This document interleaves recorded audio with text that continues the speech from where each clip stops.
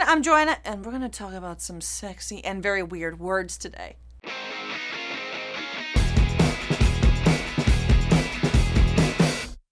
You hot. You sexy. You a infant mammal. Wait, excuse me? A babe. That's where the word babe comes from, and it's what I'm gonna be talking about today. Maybe a little more context. Okay. The world of flirting is probably the most difficult thing to study no matter what language. And I don't mean like how to flirt because I can't teach you that. I mean the language, the words, the verbiage. Like, why are you calling me a fox? I wouldn't say like you a fox. I'd be like, you like a really nice beach with calm waves, honey. So you're cool with the word honey? Because that's just bee barf. Yeah. Okay, let me try it again. You a colorful, smart flower. The anatomy of a flower doesn't have a brain, so how is it smart? We're an avatar. But for every word and term in English that confuses and baffles me, there are like 17 more in Spanish. And I think we have more words for this because we are a romance language. A romantic language. Let's set the mood. Let's play some sax. Join me on this little date ride. You are creeping me out right now with the bobbing around. I think it's cute. Is that how you flirt? Maybe. That's not good flirting. Let's start with the violent ones, because why are they there? Like in the US, a hot woman can be described as bombshell. Bombshell is an artillery weapon that can obliterate human life. Ooh, I like it. And in Venezuela, we have a similar term, esa jeva está explotada, or that woman is exploding. She's currently exploding, past tense exploding, is exploding. It sounds exhausting. It's hot. Another term in Venezuela that is shared with some of its neighbors is the term for hitting on, which again, why are you hitting on? Ow! Oh my God, that was so hard. Yeah, you hit fucking hard. Ow! It should be called like gently and... Oh, you're saying we should say tap that? No. Let's get back to this one. To hit on in Venezuela is echarle los perros, or to cast the dogs upon you. What dogs though? Like if it's Margot Robbie, the dogs are like for sure some golden retriever puppies with like bandanas as collars. But if it's Martin Shkreli, the dogs are like rabies-ridden, mutated, Chinese-crested space.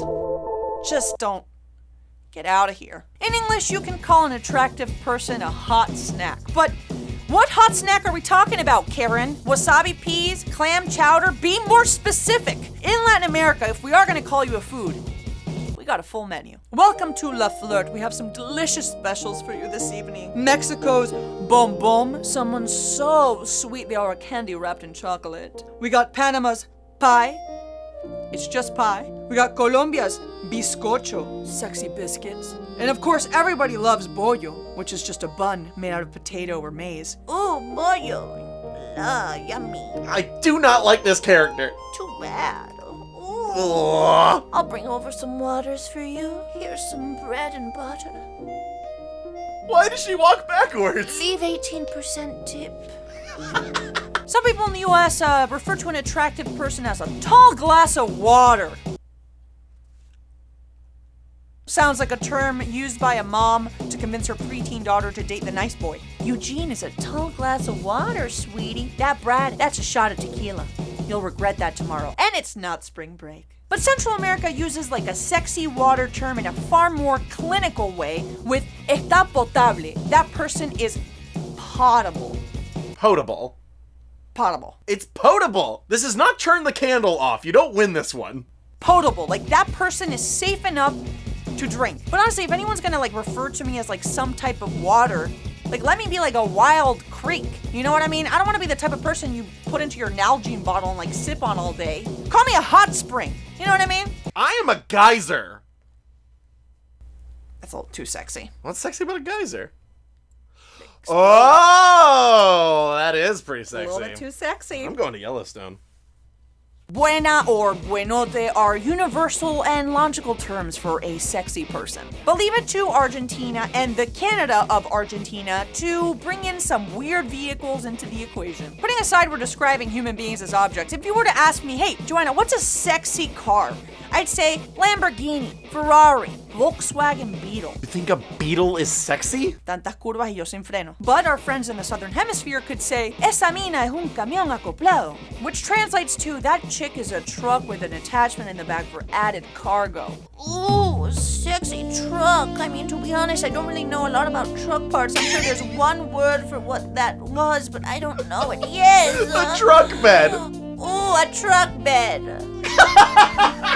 I'm coming around on that voice.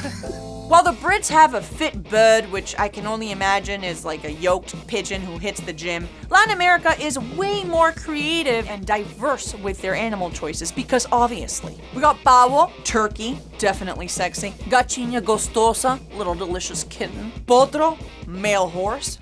Giddy up, honey. We've got cuera, leather, an iteration of an animal after you've killed it, which goes with the Ecuadorian pelada, skinned.